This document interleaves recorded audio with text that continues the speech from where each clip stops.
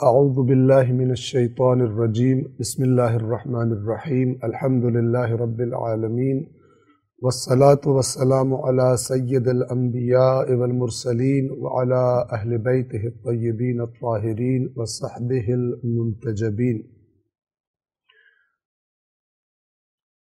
27ویں پارے کا ہم نے آغاز کیا تھا، جس میں ہم نے سورہ طور کا ترجمہ اور مختصر وضاحت آپ کی خدمت میں عرض کر دی تھی۔ آغاز کر رہے ہیں 27ویں پارے میں سورہ نجم کے ترجمے اور مختصر وضاحت کے ساتھ۔ بنام خدائے رحمان رحیم، قسم ہے ستارے کی جب وہ غروب کرے یا جب وہ گرنے لگے۔ 2، تمہارا ساتھی نہ گمراہ ہوا ہے نہ بہکا ہے۔ کیا رابطہ ہے ستارے کی قسم کھائی ایک کیفیت کی کہ جب ستارہ غروب کر جاتا ہے یا ستارہ گرنے لگتا ہے۔ اسی سورہ مبارکہ میں آگے آ جائے گا کہ ایک تو شعراء نام کا ستارہ تھا جس کی لوگ پوجا کرتے تھے، اور عربوں کا بھی ایک قبیلہ اس کی پوجا کرتا تھا۔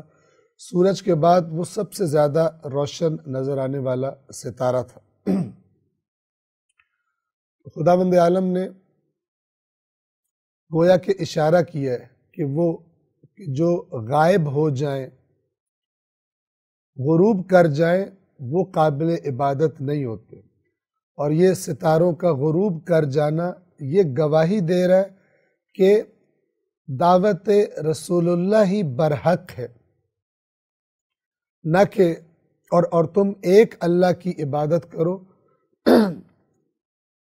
باقی اللہ کے شریک بنا کر عبادت کرنا، بتوں کی عبادت کرنا، ستاروں کی عبادت کرنا، یہ باطل ہے۔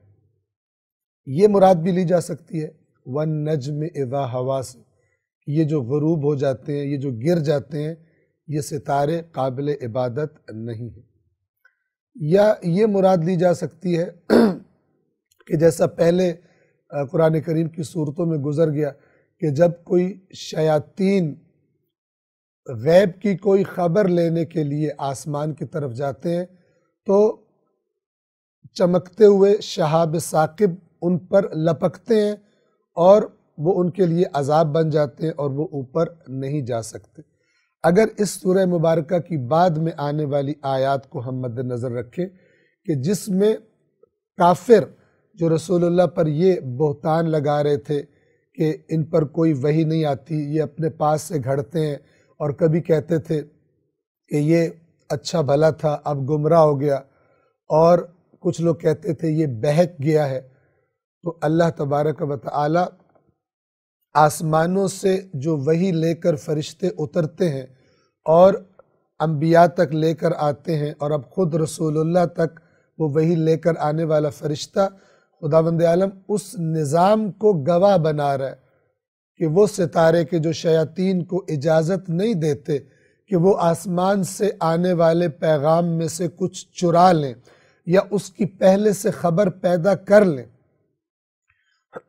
یہ اللہ کا بنایا ہوا مضبوط نظام کہ جس کے ذریعے وحی آسمانوں سے اتر کر نبی تک پہنچتی ہے، یہ نظام کو اللہ گواہ بنا رہا ہے کہ ہمارا رسول نہ بھٹکا ہے نہ بہکا ہے۔ 2 لفظ آئے، ما ضل صاحبکم، تمہارا ساتھی۔ یہ ساتھی کیوں کہا رسول اللہ کو؟ اس لیے کہ 40 سال مکے والوں کے ساتھ گزرے، اور گویا یہ بھی اشارہ کیا جا رہا ہے کہ ان 40 سالوں میں تم نے اس کو کوئی بہکی ہوئی بات کرتے دیکھا، کوئی ایسی بات کرتے دیکھا جو بھٹکے ہوئے لوگ کرتے ہیں۔ یہ ضل اور غوا میں کیا فرق ہے؟ ضل کا معنی ہوتا ہے کسی شخص کو منزل کا پتہ نہ ہو اور اس وجہ سے راستے کا پتہ ہی نہ ہو اور وہ غلط راستے پہ چل رہا ہو، اسے کہتے ہیں ضال، جس کی جمع ضالین ہے۔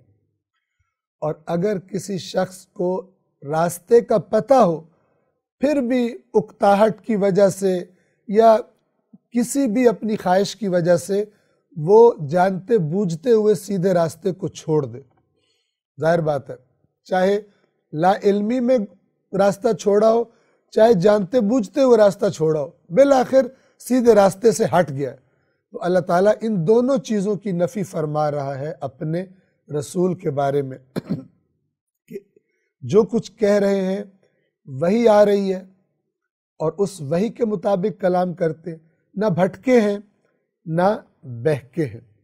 3، وہ خواہش سے بات نہیں کرتا، اپنی خواہش سے نہیں بولتا۔ 4، یہ تو صرف ایک وحی ہوتی ہے جو اس کی طرف بھیجی جاتی ہے، اللہ کی طرف سے۔ 5،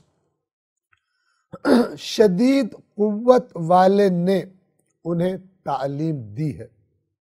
7، جب وہ بلند ترین افق پر تھا، یہ جبرائیل علیہ السلام کو جب رسول اللہ نے افق آسمان پر دیکھا اپنی اصل شکل میں، تو اللہ فرما رہے یہ جو وحی ہے یہ ایک شدید قوت والے نے انہیں تعلیم دی ہے، یعنی جبرائیل نے۔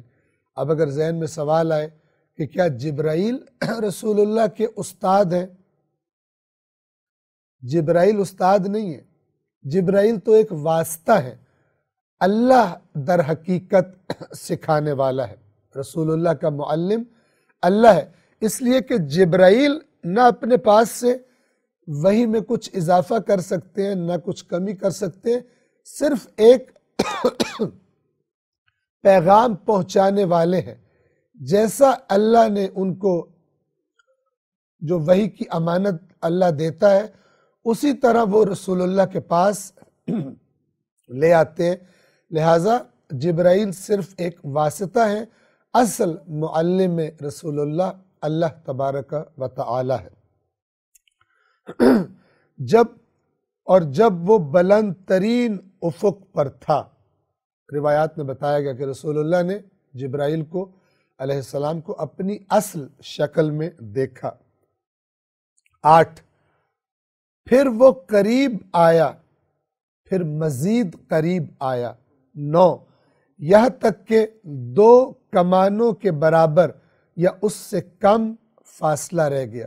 یہ قاب قوسین عرب ایک ان میں رسم تھی کہ جب 2 افراد نے اپنی گہری دوستی اور رشتے کا اعلان کرنا ہوتا تھا تو وہ 2 کمانوں کو ایک ساتھ جوڑ کر اور اکٹھا ایک تیر چلایا کرتے تھے، یعنی ایک شخص اپنی کمان لے کے آتا تھا، دوسرا اپنی کمان، اور یہ دونوں مل کر ایک تیر اس سے چلاتے تھے، اور یہ اعلان ہوتا تھا کہ ہم نظر آنے میں 2 ہیں لیکن ہم اب آج کے بعد ایک ہو چکے ہیں، جیسے کہا جاتا ہے 2 جسم اور ایک جان ہے، ہمارا ہر فیصلہ ہم دونوں کا فیصلہ ہوگا اور ہم گویا کہ ایک ہو گئے۔ یہ انتہائی قرب کی علامت سمجھی جاتی تھی، تو یہ ایک گویا کہ عرب محاورے میں یہ بات داخل ہو گئی تھی۔ اس نزدیک ترین قرب کی حالت کو اس آیت میں بیان کیا گیا۔ اب توجہ فرمائیے، 2 طرح سے ان آیات کی تعویل کی گئی ہے۔ ایک میں اس قاب قوسین او ادنا، قاب قوسین یا اس سے بھی زیادہ نزدیک، ان آیات کو تعویل کیا گیا رسول اللہ کی معراج میں اللہ کے ساتھ قرب پر، اور دوسری تعویل وہی ہے کہ جو ہم ترجمہ آپ کے سامنے کر رہے ہیں کہ جبرائیل بہت ہی زیادہ قریب آ گئے رسول اللہ کے، اور پھر اللہ کا پیغام رسول اللہ تک جبرائیل نے پہنچایا۔ 10، پھر اللہ نے اپنے بندے پر جو وحی بھیجنا تھی وہ وحی بھیجی، یعنی اس قریب ترین مقام پر آنے کے بعد۔ 11، اب یہ کفار مکہ جو تہمت لگا رہے ہیں رسول اللہ پر، اس کا جواب انہیں دیا جا رہا ہے۔ تو کیا جس سے جو کچھ، آیت نمبر 11، جو کچھ نظروں نے دیکھا دل نے نہیں جھٹلایا۔ بعض اوقات انسان کوئی ایسی چیز دیکھتا ہے کہ آنکھیں دھوکہ دے رہی ہوتی ہے، دل اس کی تصدیق نہیں کرتا۔ تو اللہ تعالیٰ فرما رہے کہ یہ جب وحی رسول اللہ پر نازل ہو رہی تھی تو آنکھیں بھی دیکھ رہی تھی اور دل بھی تصدیق کر رہا تھا، یعنی ذرہ برابر بھی کوئی ایسا گمان نہ کرنا کہ کوئی وہم آ گیا، کوئی پریشان خواب آ گیا اور اب یہ اس کو وہی سمجھ رہے ہیں، نہیں، بلکہ پوری بیداری میں آنکھوں سے دیکھ رہے تھے، اور جو دیکھ رہے تھے دل اس کی تصدیق کر رہا تھا، کوئی شک و شبے کی گنجائش اس میں، کوئی بھول چوک کی گنجائش اس میں نہیں تھی۔ 12، تو کیا جسے انہوں نے اپنی آنکھوں سے دیکھا ہے تم لوگ اس کے بارے میں ان سے جھگڑا کر رہے ہو؟ وہ کیسے تمہاری باتیں مان لے؟ اس نے تو اپنی آنکھ سے سب کچھ دیکھا ہے۔ اگر کسی شخص کو کہا جائے تیرا خواب ہوگا، تیرا وہم ہوگا، اگر اس کا واقعاً خواب اور وہم ہو تو اس کو شک پڑتا ہے، لیکن رسول اللہ کو کیسے شک پڑے؟ اس لیے کہ رسول اللہ نے اپنی آنکھوں سے دیکھا ہے اور دل نے آنکھوں کے دیکھنے کی صداقت کی گواہی دی ہے۔ یہ بالکل ایسا ہی ہے جیسے ہم لوگ کسی شخص سے کہیں مثال کے طور پر کہ یہ تم بات کر رہے ہو، یہ ہو سکتا ہے کوئی عجیب بات ہم نے سنی ہو، ہمیں عجیب لگ رہی ہو، ہم کہیں کہ یہ بات تو غلط کر رہا ہے، اور وہ ہمارے جواب میں کہے میں کیسے تمہاری بات مان لوں، میں نے اپنی آنکھوں سے دیکھا ہے، میں نے اپنے کانوں سے سنا ہے، لہذا میں سچ کہہ رہا ہوں۔ یہ اس طرح اللہ تبارک و تعالی جھٹلانے والوں کو اپنے نبی کے دفاع میں جواب دے رہا ہے کہ ہمارا نبی نہ بہکا ہے، نہ گمراہ ہوا ہے، نہ رستہ بھولا ہے، نہ اس کو کوئی وہم ہوا ہے۔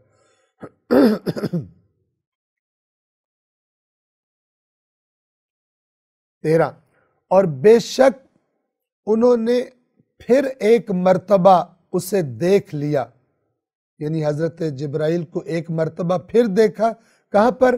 14، سدرۃ المنتہا کے پاس۔ سدرہ عربی زبان میں بیری کے درخت کو کہا جاتا ہے، یہ متشابہات میں سے ہے۔ کیوں کہ اس سدرۃ المنتہا، سدرۃ المنتہا کون سی جگہ ہے کہ جس کے پاس ہی وہ آخری جنت ہے جو قیامت کے بعد نیک لوگوں کو جہاں ہمیشہ ہمیشہ کے لیے رکھا جائے گا۔ اب اس سدرہ سے مراد کیا چیز ہے خداوند عالم بہتر جانتا ہے۔ اس قسم کی آیات کو کہ جن میں کوئی زمین کا لفظ استعمال کیا گیا ہے آسمان کی کسی چیز کو، اس دنیا کی کسی چیز کو بتانے کے لیے کہ جس کا انسان صحیح طرح تصور نہیں کر سکتا، ان آیات کو آیات متشابہات کہا جاتا ہے۔ اور قرآن کہتا ہے کہ جو صحیح علم رکھنے والے ہیں وہ یہ کہتے ہیں کہ ہم اس پر ایمان رکھتے ہیں، اور جن کے دلوں میں ٹیڑھا پن ہے پھر وہ اس میں عجیب و غریب باتیں گھڑ کے اور لوگوں کو گمراہ کرتے ہیں، فتنہ کرنا چاہتے ہیں۔ تو اللہ تعالیٰ نے فرمایا کہ دوسری مرتبہ رسول اللہ نے جبرائیل کو دیکھا اپنی گویا اصل حالت میں، اصل شکل میں، جو روایات میں بتایا گیا اس کے روشنی میں یہ وضاحت آپ کی خدمت میں عرض کر رہا ہوں۔ اصل شکل و صورت میں جبرائیل کو دیکھا کہاں؟ سدرۃ المنتہا کے پاس۔ اور شاید اس سے مراد وہی مقام ہے کہ جس کے بعد روایات کے مطابق صرف تنہا رسول اللہ آگے گئے تھے معراج کے لیے، اللہ کے اس قرب کے مقام کے لیے کہ جو کسی بشر کو سوائے رسول اللہ کے نصیب نہیں ہوا، نہ کسی نبی کو نہ کسی غیر نبی کو وہ مقام حاصل نہیں ہوا۔ روایات اہل بیت میں یہ بات بتائی گئی ہے۔ تو جب گویا واپس آ رہے تھے تو وہیں سدرۃ المنتہا پہ دوبارہ جبرائیل کو دیکھا۔ سدرۃ المنتہا کون سی جگہ ہے؟ آیت نمبر 15، جس کے پاس ہی جنت المأوا ہے۔ مأوا کہتے ہیں ٹھکانے کو، یعنی وہ جنت کے جو فائنل آخری ٹھکانہ ہے اللہ کے نیک بندوں کا، اسی کے ساتھ سدرۃ المنتہا ہے، یعنی جس سے آگے کوئی جا نہیں سکتا، اور رسول اللہ ہی اس سے آگے، اس مقام سے آگے گئے۔ 16، اس وقت سدرہ پر چھا رہا تھا جو چھا رہا تھا۔ یہ بھی ظاہر ہے کہ متشابہات میں سے ہے کہ گویا اللہ کا کوئی خاص نور، اللہ کی کوئی خاص رحمت اس سدرۃ المنتہا پر چھا رہی تھی جب رسول اللہ، گویا کہ یعنی یہ رسول اللہ کے استقبال کا کوئی سامان تھا یا اللہ تعالیٰ کی رحمتوں کا کوئی خاص جلوہ تھا کہ جو سدرۃ المنتہا کے اوپر چھا رہا تھا جب رسول اللہ معراج پر گئے۔ کیا تھا؟ حقیقت کیا تھی؟ اللہ تبارک و تعالیٰ کی ذات بہتر جانتی ہے۔ 17، نہ نگاہ نے انحراف کیا نہ تجاوز کیا۔ انحراف ہوتا ہے صحیح چیز کی جگہ غلط چیز کی طرف پھر جانا نگاہ کا، اور تجاوز ہوتا ہے حد سے آگے بڑھ جانا۔ یعنی فرما رہے ہیں کہ رسول اللہ کی آنکھ میں، یعنی ان کی دید میں نہ کوئی انحراف ہوا اور نہ ہی کوئی آنکھ نے حد سے تجاوز کیا، یعنی انہوں نے بالکل اللہ کی نشانیاں صحیح جیسی اللہ نے دکھائی اس طرح رسول اللہ نے دیکھی ہیں۔ 18، بے شک انہوں نے اپنے رب کی بڑی نشانیوں کا مشاہدہ کیا۔ یہ معراج پر جب رسول اللہ تشریف لے گئے تو اللہ نے اپنی بڑی عظیم آیات میں سے رسول اللہ کو دکھائیں شب معراج۔ اب یہاں سے یہاں تک اللہ تعالیٰ نے اپنے رسول کا دفاع کیا، مشرکین مکہ کی تہمتوں کا جواب دیا، اور اب خطاب ہو رہا ہے ان کی بت پرستی اور ان کے من گھڑت عقائد جن کی ان کے پاس اللہ کی طرف سے کوئی دلیل نہیں آئی۔ من گھڑت عقائد اپنی آپ سے گھڑ کے فرشتوں کو اللہ کی بیٹیاں قرار دے دینا، اپنے پاس سے گھڑ کے فرشتوں کو اپنے شفاعت کرنے والے قرار دے دینا، یہ سارے من گھڑت عقائد اللہ تعالیٰ ان کا اب جواب دے رہا ہے کہ تم ہمارے نبی پر بہتان لگا رہے ہو، وہ تو جو اس نے اللہ سے لیا ہے برحق وہ تمہیں سنا رہا ہے، تم اپنی حالت تو دیکھو، جو حرکتیں تم کر رہے ہو نہ اس کی کوئی دلیل اللہ کی طرف سے آئی ہے، اور سب کا سب باطل عقائد کا مجموعہ تم نے اپنے لیے گھڑ لیا ہے۔ اس لیے کہ صحیح عقیدہ اور نظریہ وہ ہوتا ہے کہ جو اللہ کی طرف سے آیا ہو اور اللہ کے رسول نے اس کو بیان فرمایا ہو۔ توجہ کیجیے، آیت نمبر 19 سے اب یہ بات شروع ہو رہی ہے۔ کیا تم نے لات اور عزا کو دیکھا ہے؟ یہ بتوں کے نام ہیں۔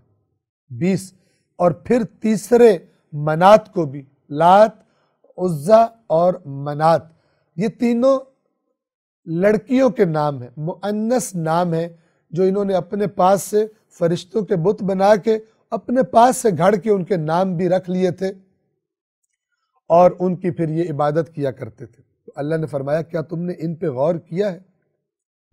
21، کیا تمہارے لیے تو بیٹے اور اللہ کے لیے بیٹیاں ہیں؟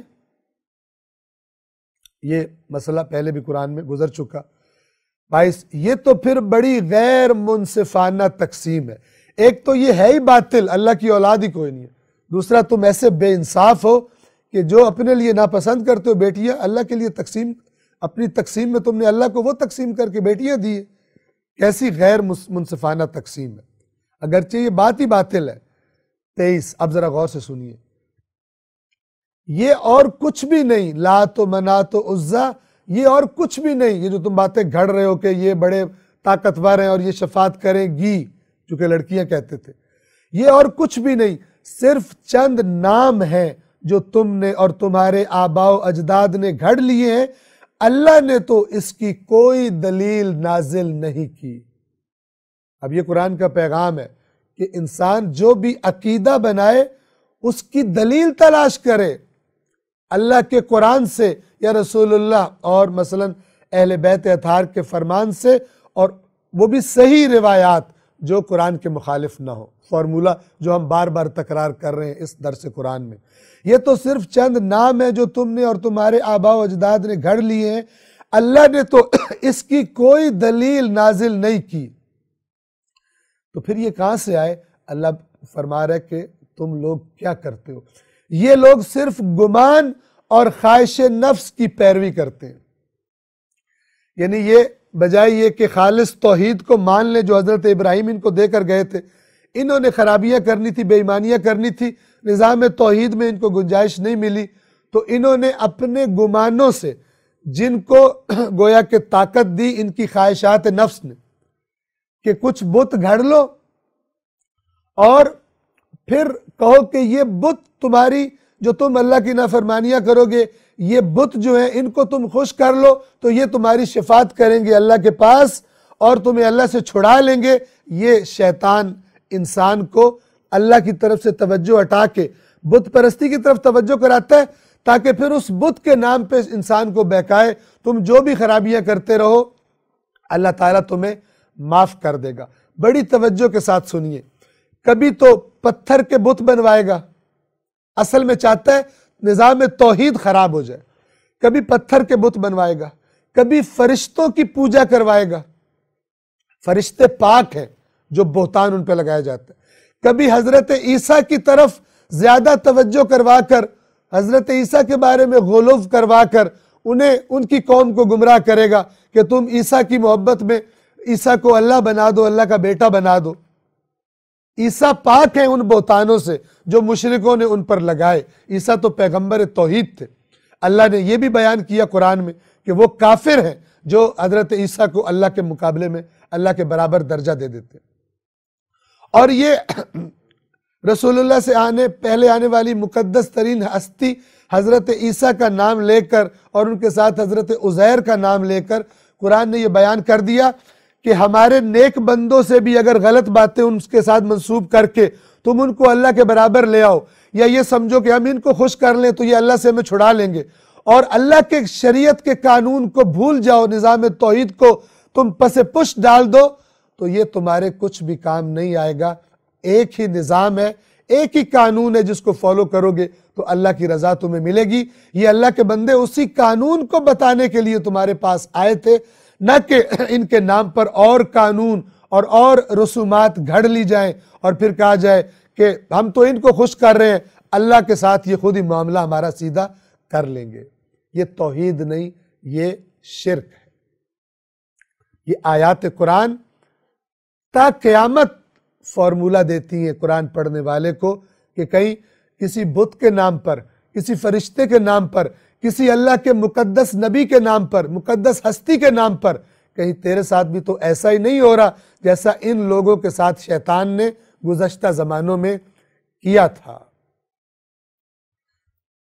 یہ لوگ صرف گمان اور خواہشات نفس کی پیروی کرتے ہیں. شیطان جو پیکج دیتا ہے نا وہ اللہ کے پیکج سے انسان کے لیے بڑا اٹریکٹیو ہوتا ہے. اس میں چھوٹ ہوتی ہے، تو گناہ بھی کر لے تو بخشا جائے گا، تو جو مرضی کر، بس یہ والے کام کر لے تو اللہ تجھے اللہ سے بخشوا دیں گے. یہ تیری یوں شفاعت کا باطل شفاعت کا تصور، چاہے فرشتوں کے بارے میں ہو چاہے اللہ کی مقدس برگزیدہ بندوں کے بارے میں ہو. باطل تصور قرآن نے بتا دیا، اگلی آیات میں بھی آ جائے گا. یہ دلیل کوئی ٹھوس نہیں ہوتی ان کے پاس، گمان پر قائم ہوتے ہیں یہ عقائد، اور ان کے پیچھے خواہش نفس ہوتی ہے نہ کہ حق کی تلاش. خواہش نفس ہوتی ہے. یہ لوگ صرف گمان اور خواہشات نفس کی پیروی کرتے ہیں، حالانکہ ان کے پاس ان کے رب کی طرف سے ہدایت آ چکی ہے. اب قرآن کو دیکھو، یہ فرسودہ عقائد اے مکے والو چھوڑ دو، یہ شرک چھوڑ دو، ہدایت تمہارے پاس آ گئی ہے، جو اس میں بتایا جا رہا ہے وہ کرو. 24 کیا انسان جو آرزو کرتا ہے وہ اسے مل جاتی ہے؟ ہر چیز جس کی انسان آرزو کرے، مکے والوں کو خبردار کیا جا رہا ہے یہ تمہاری آرزویں ہے کہ تمہیں یہ فرشتے تمہاری شفاعت کریں گے. 25 اور دنیا اور آخرت کا مالک تو صرف اللہ ہے، اس کے اذن کے بغیر کچھ نہیں ہو سکتا. جس سے تم غفلت میں پڑ گئے ہو، جس کے ساتھ تم شریک بنا رہے ہو فرشتوں کو اس کی بیٹیاں قرار دے کر. 26 اور آسمانوں میں کتنے ہی فرشتے ایسے ہیں جن کی شفاعت کچھ بھی فائدہ نہیں دے گی مگر اللہ کی اجازت کے بعد جس کے لیے وہ چاہے اور پسند کرے. یعنی شفاعت ہوگی لیکن اللہ دو اذن کے درمیان شفاعت ہوگی. ایک شفاعت کرنے والی ہستی کو اذن دیا جائے گا کر لے، اور دوسرا اللہ تبارک و تعالیٰ اذن دے گا اس کی شفاعت ہو سکتی ہے.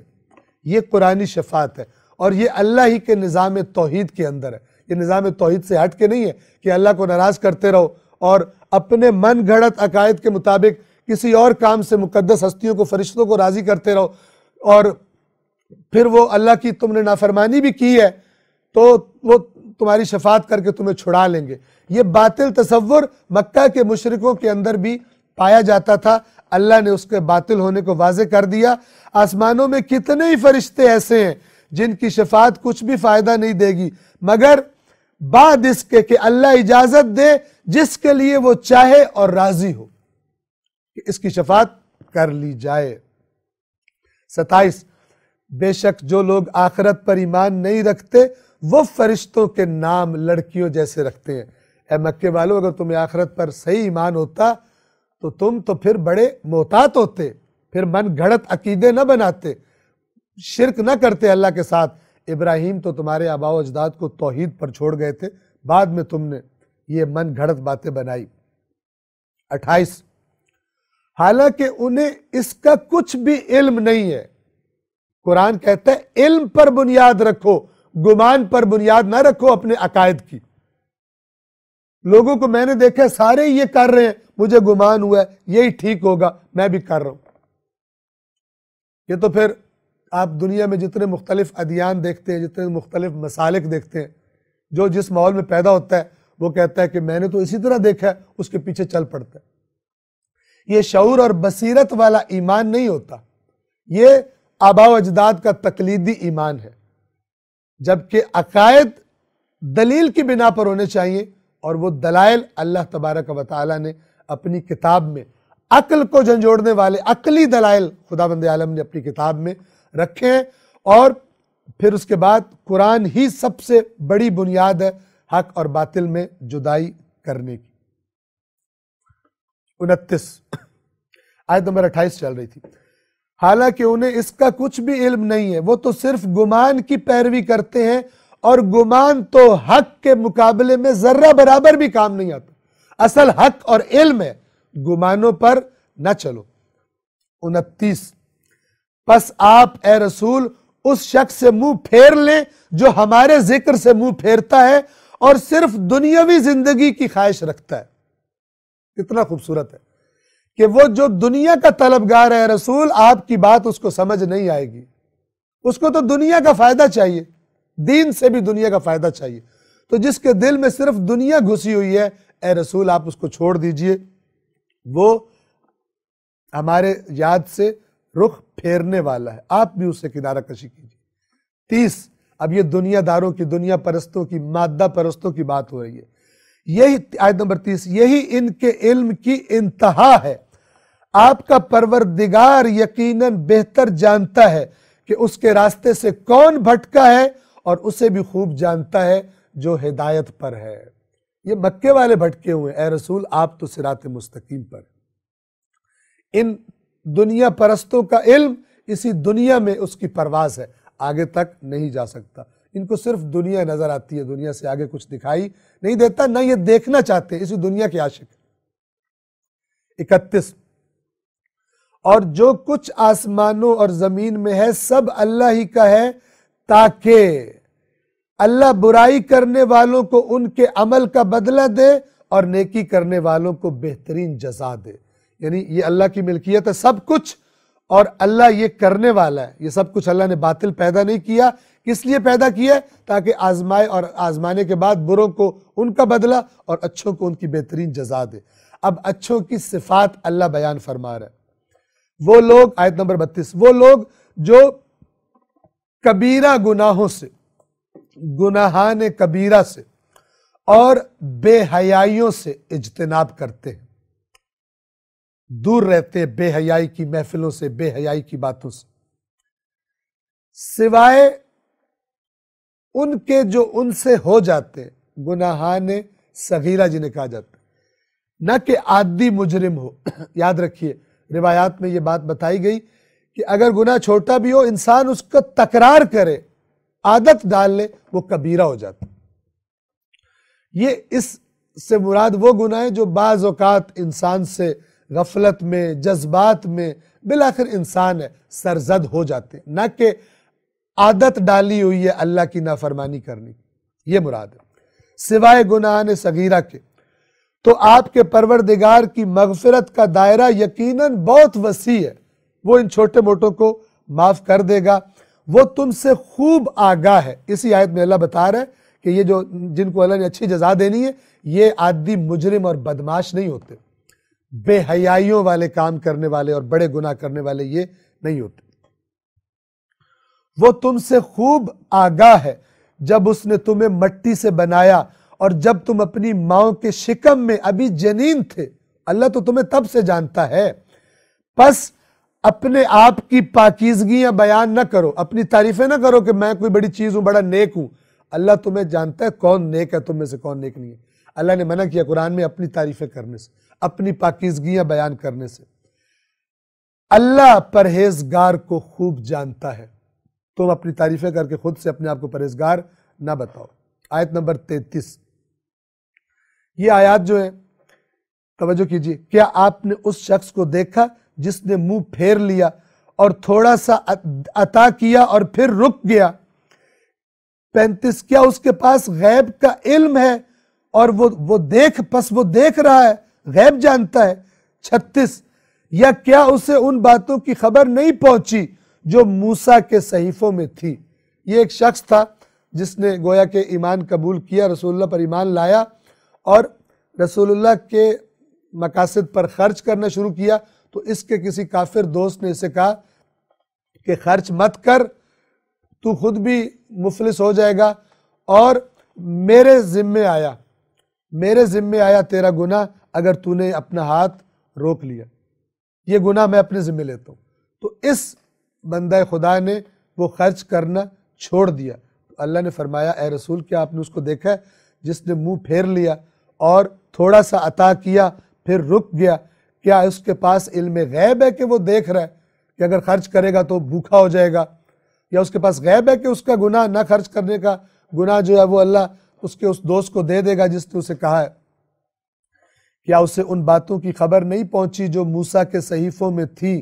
37، اور ابراہیم کے صحیفوں میں جس نے حق عطا کر دی، جس نے وفا کر دی تھی، ابراہیم، ان کے صحیفوں میں بھی یہ باتیں لکھی ہوئی ہیں جو ہم آپ کو قرآن میں بتا رہے ہیں، یعنی اللہ کا نہ بدلنے والا قانون۔ اور وہ کیا؟ 38، یہ کہ کوئی بوجھ اٹھانے والا کسی دوسرے کے گناہ کا بوجھ نہیں اٹھائے گا، اپنے گناہ خود ہی اٹھانے پڑیں گے۔ 39، اور یہ کہ انسان کو صرف وہی ملے گا جس کی وہ کوشش کرتا ہے، جو اس نے محنت کی ہے اسی کی اس کوشش کی جزا اس کو ملے گی، نہ گناہ کا بوجھ کوئی دوسرا اٹھائے گا، اور اجر کس کا ملے گا؟ اس کے اپنے عمل اور اس کی کوشش کا۔ 40، اور یہ کہ اس کی کوشش ان قریب دیکھی جائے گی اور اس کے بعد اس کو جزا دی جائے گی۔ 41، پھر اسے پورا بدلہ دیا جائے گا، اللہ اسے پورا بدلہ دے گا کوشش کا۔ 42، اور یہ کہ آپ کے رب کے پاس ہی منتہا ہے، ہر چیز نے سر انجام آپ کے رب کی طرف واپس جانا ہے۔ 43، اور یہ کہ وہی ہنساتا ہے اور وہی رلاتا ہے، یعنی اسی نے یہ نظام بنایا ہے اور اس نے تمہارے اندر خوشی کے موقع پر ہنسنا رکھ دیا ہے اور غم کے موقع پر رونا رکھ دیا ہے، یہ اسی کا بنایا ہوا نظام ہے۔ اور اس میں یہ بھی اشارہ ہے کہ جو مجرم ہوں گے وہ روئیں گے اور جو اللہ کے نیک بندے ہوں گے ان کی کوششوں کی جب جزا ملے گی تو وہ ہنسیں گے۔ 44، اور یہ کہ وہی موت دیتا ہے اور وہی زندگی دیتا ہے۔ 45، اور یہ کہ وہی نر اور مادہ کا جوڑا پیدا کرتا ہے۔ 46، ایک نطفے سے جب وہ نطفہ ٹپکایا جاتا ہے، یعنی کیسے؟ غور کرو، ایک ٹپکے ہوئے نطفے سے کیسے مرد اور عورت اور انسان پیدا ہوتے ہیں، اللہ انہیں بنا دیتا ہے۔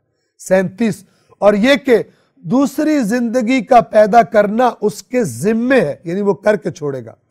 48، اور یہ کہ وہی دولت مند بناتا ہے اور وہی ثابت سرمایہ دیتا ہے، یعنی ایک دفعہ فقیر کو غنی بنا دینا، ہو سکتا ہے تھوڑی دیر بعد وہ دوبارہ فقیر ہو جائے، ایسا بھی ہو سکتا ہے، اور ہمیشہ کے لیے غنی بنا دینا، ثابت سرمایہ دے دینا، یہ سب اللہ کے کام ہیں۔ اور بعض نے اس کا ترجمہ بعض عربی ہی قواعد کی، لغت کے قواعد کے مطابق یہ کیا ہے کہ وہی غنی بھی بناتا ہے اور وہی فقیر بھی بنا دیتا ہے، واپس بھی لے لیتا ہے۔ 49، اور یہ کہ وہی شعراء کا رب ہے، یہ شعراء وہی ستارہ کہ جس کو بعض لوگ پوجتے تھے، عرب کا بھی ایک قبیلہ اس کو پوجا کرتا تھا، اللہ نے فرمایا شعراء رب نہیں ہے، رب شعراء اس کی پوجا کرو، وہ شعراء کا بھی رب ہے۔ 50، اور یہ کہ اسی نے عاد اولا کو ہلاک کیا، یعنی وہ عاد کے جو قدیم زمانوں میں، پہلے زمانوں میں گزر چکی قوم عاد، اور سمود کو بھی پھر کچھ نہ چھوڑا ان کا جب ان پر عذاب آیا۔ 52، اور اس سے پہلے قوم نوح کو یعنی تباہ کر دیا، کیونکہ وہ یقیناً سب سے زیادہ ظالم اور سرکش تھے۔ 53، اور الٹی ہوئی بستیوں کو اٹھا کر گرا دیا، قوم لوط کی بستیاں مراد ہیں، پھر ان پر چھا گیا جو چھا گیا، یعنی اللہ کا عذاب۔ 55، تو آپ اپنے رب کی کون کون سی نعمت پر شک کریں گے؟ تو اپنے رب کی کون کون سی نعمت کو جھٹلائے گا، جو اچھوں کو جزا دیتا ہے، بروں کو سزا دیتا ہے اور تمہارے لیے ہدایت کا بندوبست کرتا ہے، تم کون کون سی اپنے رب کی نعمتوں پر شک کرو۔ 56، یہ بھی گزشتہ خبردار کرنے والوں کی طرح ایک خبردار کرنے والی خبر ہے، یعنی یہ بھی اللہ کی نعمت ہے، جیسے پہلے اللہ نے اپنے نبیوں کو خبردار کرنے کے لیے بھیجا تھا۔ 57، آنے والی قریب ہی آ گئی ہے قیامت، خبردار کیا جا رہا ہے، اللہ کے سوا اسے ٹالنے والا کوئی نہیں ہے، اور اللہ اس کو لائے گا، اسے کوئی ہٹا نہیں سکتا۔ 59، کیا تم اس کلام سے تعجب کرتے ہو؟ یہ قرآن سے تمہیں تعجب ہو رہا ہے کہ یہ کیسا کلام ہے، اور باتیں کرتے ہو۔ 60، اور ہنستے ہو اور روتے نہیں ہو، اس کو سن کر تو اپنی زندگیوں کو دیکھ کر تمہیں رونا چاہیے، تم ہنس رہے ہو، مذاق اڑا رہے ہو۔ 61، اور تم لغویات، لغو بیہودہ باتوں میں مگن ہو اور تم غفلت سے نہیں نکل رہے، پس کیا کرو؟ 62، پس اللہ کے آگے سجدہ کرو اور اسی کی عبادت کرو۔ یہ بھی وہ آیت ہے کہ جہاں پر سجدہ واجب ہوتا ہے، لیکن جب عربی زبان میں پڑھا جائے اس آیت کو تب سجدہ واجب ہوتا ہے، اور ہم نے عربی زبان میں نہیں پڑھی، فقط ترجمہ بیان کیا ہے۔ اگلی اس کے بعد سورۃ القمر، اس کے آغاز میں چاند کے 2 ٹکڑے ہونے کا تذکرہ ہے، اس کے بارے میں آراء مختلف ہیں۔ بعض کہتے ہیں کہ جب قیامت بالکل قریب آئے گی اس وقت چاند ٹکڑے ہوگا، لیکن جو روایات میں بات ملتی ہے وہ یہ کہ رسول اللہ نے یہ معجزہ دکھایا تھا اور چاند کو 2 ٹکڑے کیا تھا، اور بعض مشرکین نے ان لوگوں سے کہ جو اس وقت سفر پر گئے ہوئے تھے مکہ سے باہر، جب وہ واپس آئے تو ان سے پوچھا کہ تم نے چاند 2 ٹکڑے ہوتے ہوئے دیکھا، چونکہ انہوں نے رسول اللہ پہ الزام لگایا کہ یہ آپ نے جادو سے کیا ہے، اور جادو کیا ہوتا ہے؟ اصل میں ہوتا ہے کچھ نہیں ہے، دیکھنے والوں کی آنکھوں کو یوں لگتا ہے۔ لیکن جب وہ مسافر واپس آئے اور ان سے سوال کیا انہوں نے، تو انہوں نے بتایا کہ ہاں ہم نے بھی جہاں پر ہم تھے وہاں پر چاند کو 2 ٹکڑے ہوتے ہوئے دیکھا تھا۔ تو یہ روایات ہے۔ بنام خدائے رحمان رحیم، قیامت قریب آ گئی اور چاند شق ہو گیا، شق ہو جانا یعنی 2 ٹکڑے ہو جانا۔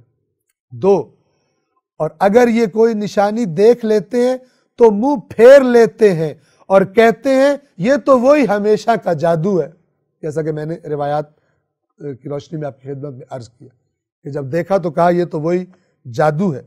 3، انہوں نے جھٹلا دیا اور اپنی خواہشات کی پیروی کی، اور ہر امر مستقر ہونے والا ہے، یعنی ہر اللہ نے جو فیصلہ کیا ہے وہ ہو کر رہے گا، مگر تمہیں تھوڑی دیر کے لیے جو مہلت دی گئی ہے وہ اس لیے کہ تم اپنی اصلاح کر لو، ورنہ جو تم جھٹلا رہے ہو تمہاری پکڑ ہو کر رہے گی۔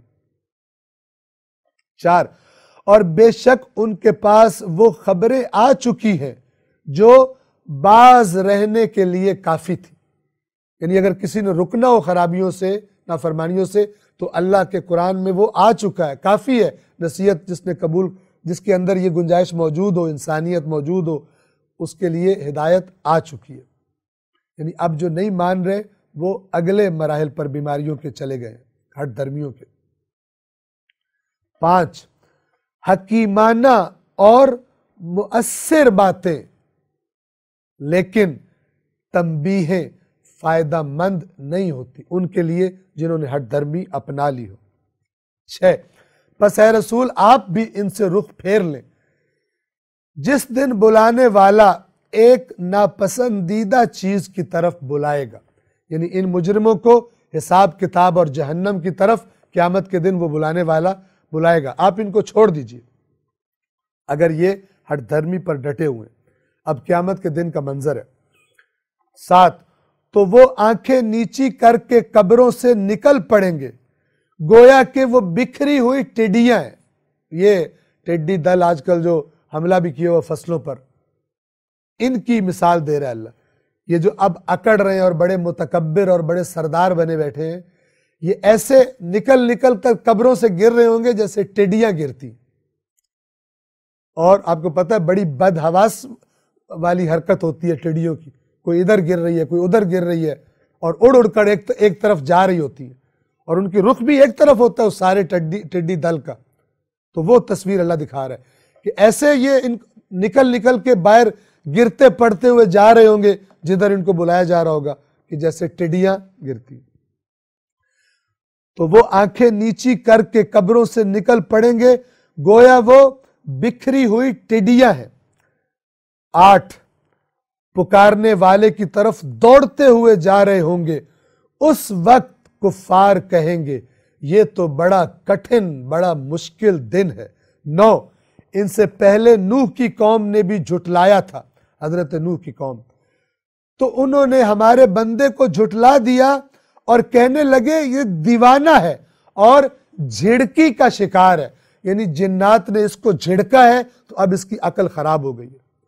جیسے کہ کہا جاتا ہے نا کہ آج کل کہا جاتا ہے اس کو جن پڑ گئے، الٹی سیدھی باتیں کرتا ہے۔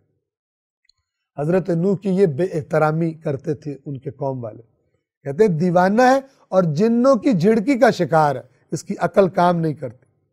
10، تو نوح نے اپنے رب کو پکارا، میں مغلوب ہو گیا ہوں پس تو انتقام لے، انی مغلوب فانتصر، تو میرا انتقام لے۔ 11، تو ہم نے زوردار بارش سے آسمان کے دہانے کھول دیے۔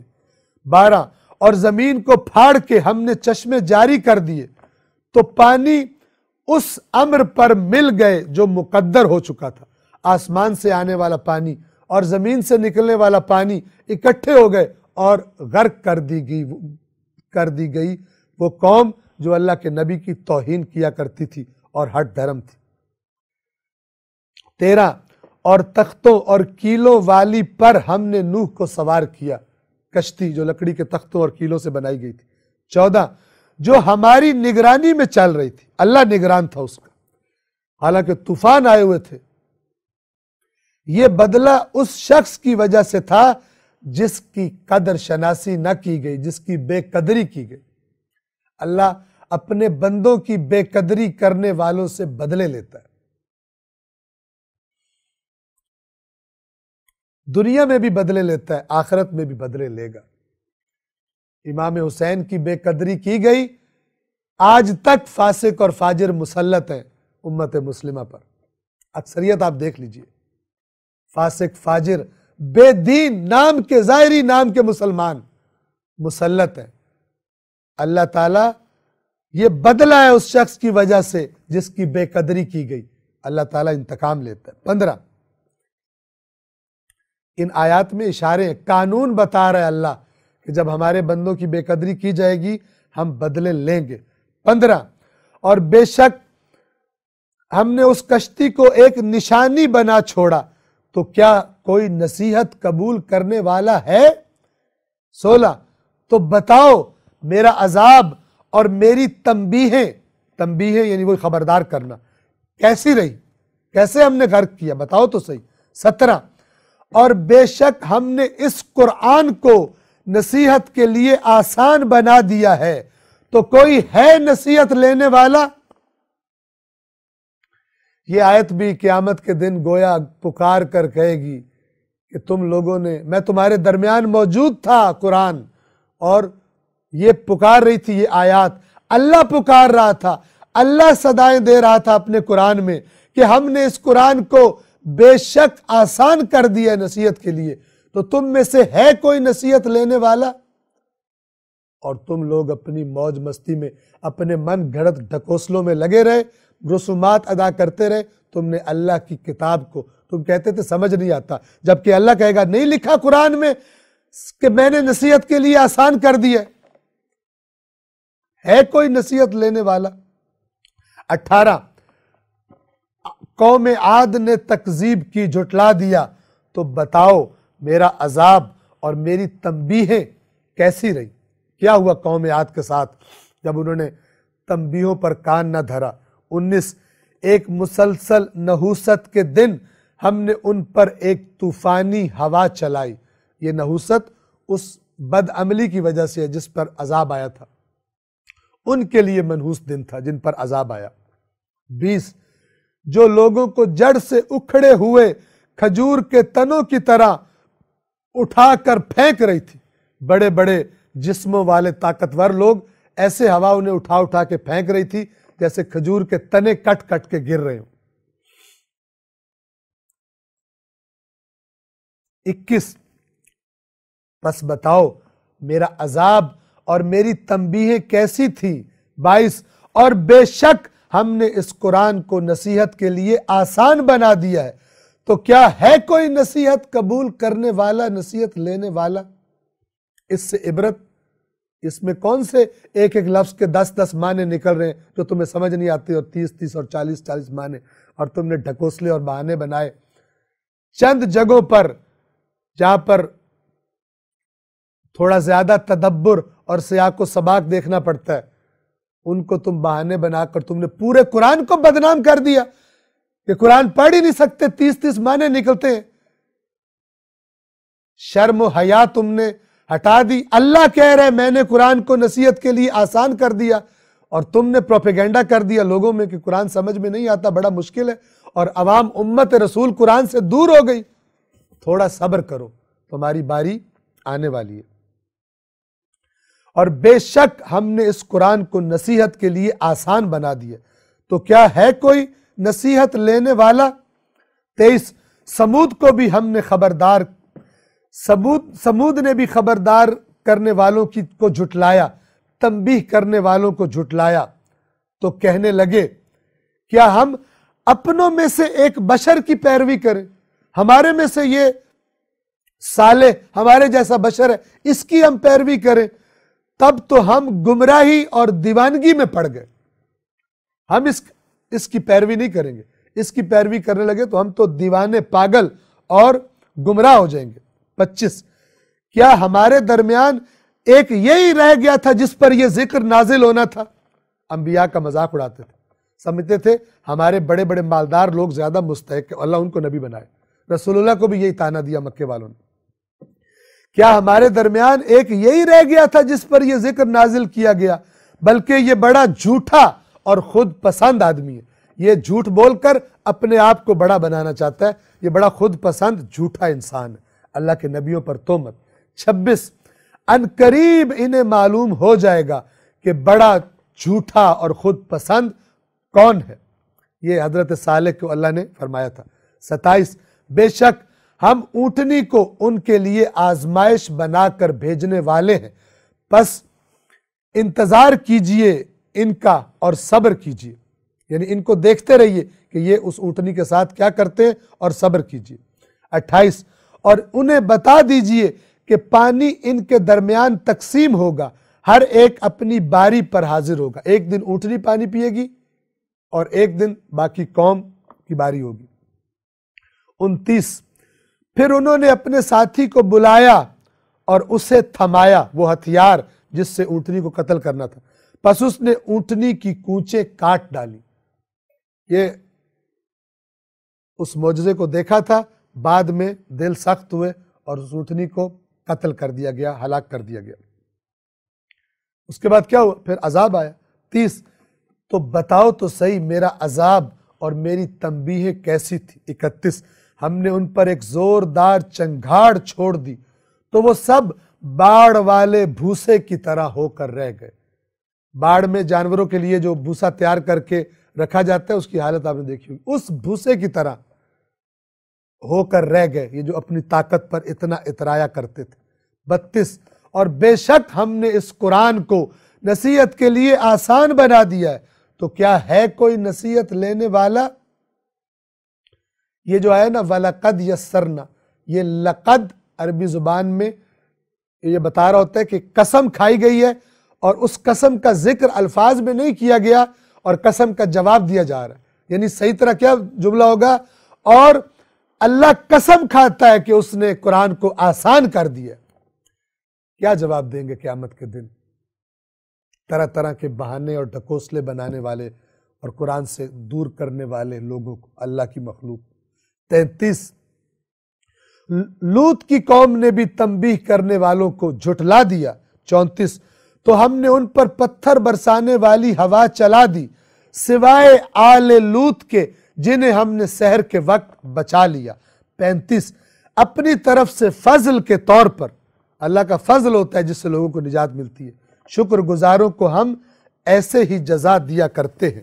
36 اور بے شک لوط نے ہمارے عذاب سے، ہماری پکڑ سے انہیں ڈرایا تھا، مگر وہ ان تنبیہ کرنے والوں سے جھگڑتے رہے۔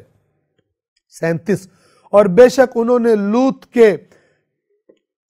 لوط نے ہماری عقوبت سے پکڑ سے انہیں ڈرایا تھا۔ 37 اور بے شک انہوں نے لوط کے مہمانوں کو قابو کرنا چاہا تو ہم نے ان کی آنکھیں مٹا دی۔ پہلا جو عذاب آیا تھا ان کی آنکھیں ہی غائب کر دی، اللہ نے، اندھے ہو گئے، ایک دوسرے پر چڑھنے لگے، تو ہم نے ان کی آنکھیں مٹا دی۔ لو اب میرے عذاب اور تنبیہوں کو چکھو، جن سے تم نے نصیحت نہیں لی اب چکھو اس کو۔ 38 اور بے شک صبح و سویرے ایک دائمی عذاب ان پر نازل ہوا۔ 39 اب چکھو میرے عذاب اور تنبیہوں کا ذائقہ۔ 40 اور بے شک ہم نے اس قرآن کو نصیحت کے لیے آسان بنا دیا، تو کیا ہے کوئی نصیحت لینے والا؟ ایک کلام، اللہ کی نافرمانی والے ہلاک ہوں گے، اللہ کے نبیوں کی اطاعت کرنے والے، اللہ کی کتابوں کے مطابق، شریعت کے مطابق زندگی گزارنے والے کامیاب ہوں گے۔ اللہ قسم کھا رہا ہے میں نے قرآن میں یہ نصیحت تمہیں آسان بنا کے پیش کر دی ہے، تو ہے کوئی نصیحت لینے والا؟ 21 اور بے شک قوم فرعون کے پاس بھی خبردار کرنے والے آئے۔ 42 انہوں نے ہماری تمام نشانیوں کو جھٹلا دیا تو ہم نے انہیں اس طرح گرفت میں لے لیا جس طرح ایک غالب آنے والا طاقتور گرفت میں لیتا ہے اور پھر نابود کر کے رکھ دیتا ہے۔ 43 کیا تمہارے زمانے کے کفار ان لوگوں سے بہتر ہیں یا کتابوں میں تمہارے لیے معافی کا پروانہ لکھا ہوا ہے؟ یعنی مکے والوں سے کہا جا رہا ہے اور مسلمانوں سے کہا جا رہا ہے جنہوں نے ایمان قبول کر لیا کہ یہ کفار زیادہ طاقتور ہیں یا وہ لوگ جنہوں نے ہلاک کر دیا تھا، ہم نے ہلاک کر دیا، تو یہ تو کمزور ہے، پھر یہ کیوں جھٹلا رہے ہیں؟ کیا ان کے پاس آسمانی کتابوں میں کوئی معافی نامہ لکھ دیا گیا کہ یہ ہمارے رسول کی بات نہ مانے تب بھی ان کو ہم معاف کر دیں گے؟ دونوں باتیں باطل۔ 44 یا یہ لوگ کہتے ہیں کہ ہم ایک فتح پانے والی جماعت ہے، یعنی مشرکین کہتے تھے تم کمزور ہو مسلمانوں، ہم تم پر غلبہ پا لیں گے، ماریں گے تمہیں۔ 45 اب یہ مکی سورہ میں اللہ خوشخبری دے رہا ہے، آئندہ کی خبر دے رہا ہے، کیا نہیں، یہ جماعت ان قریب شکست کھائے گی اور پیٹھ پھیر کر بھاگ جائے گی، اور یہ اللہ نے وعدہ پورا کر کے دکھایا۔ 46 بلکہ ان کے وعدے کا وقت تو قیامت ہے، اصل عذاب تو قیامت میں، دنیا میں بھی پیٹ پھیر کے بھاگیں گے، شکست کھائیں گے، لیکن وہ تو مسئلہ ہی نہیں آخرت کے مقابلے میں، بلکہ ان کے وعدے کا وقت قیامت ہے، اور قیامت تو زیادہ ہولناک اور زیادہ تلخ کڑوی ہے۔ 47 اب قیامت کا تذکرہ آیا، بے شک مجرم گمراہی اور عذاب میں ہے، یعنی گویا ابھی یہ جو گمراہ ہیں ابھی عذاب میں ہے، جہنم ابھی ان کے پیچھے پیچھے اللہ کا عذاب آ رہا ہے۔ 48 جس دن وہ منہ کے بل آگ میں گھسیٹے جائیں گے، چکھو آگ کا ذائقہ، یعنی ان سے کہا جائے گا۔ 49 بے شک ہم نے ہر چیز کو ایک اندازے کے مطابق پیدا کیا ہے۔ 50 اور ہمارا حکم بس ایک ہی ہوتا ہے، پلک چھپکنے کی طرح، دیر ہی نہیں لگتی جب اللہ حکم صادر فرما دیتا ہے کہ عذاب کر دو، روک دو ان کو، رک جاتے ہیں، عذاب آ جاتا ہے۔ اور یہ ایک اندازے کے مطابق پیدا کیا، اس میں یہ بھی شامل ہے کہ ایک مہلت ہر چیز کو دی گئی ہے۔ 51 اور بے شک ہم نے تم جیسے بہت ساروں کو ہلاک کر دیا ہے، تو کیا کوئی نصیحت لینے والا ہے؟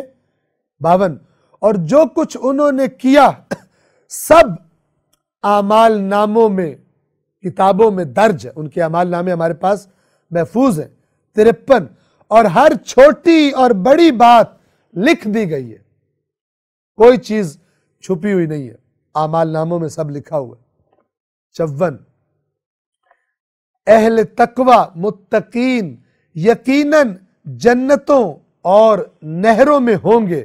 55 سچی عزت کے مقام پر صاحب اقتدار بادشاہ کی بارگاہ میں، یعنی اللہ تبارک و تعالی کی بارگاہ میں صاحبان تقوی کو جنت میں مقامات دیے جائیں گے۔ سورہ قمر یہاں پر تمام ہوتی ہے انشاءاللہ۔ سورہ رحمان کے ترجمے اور وضاحت سے ہم اگلے درس کا آغاز کریں گے۔ والسلام علیکم ورحمۃ اللہ وبرکاتہ۔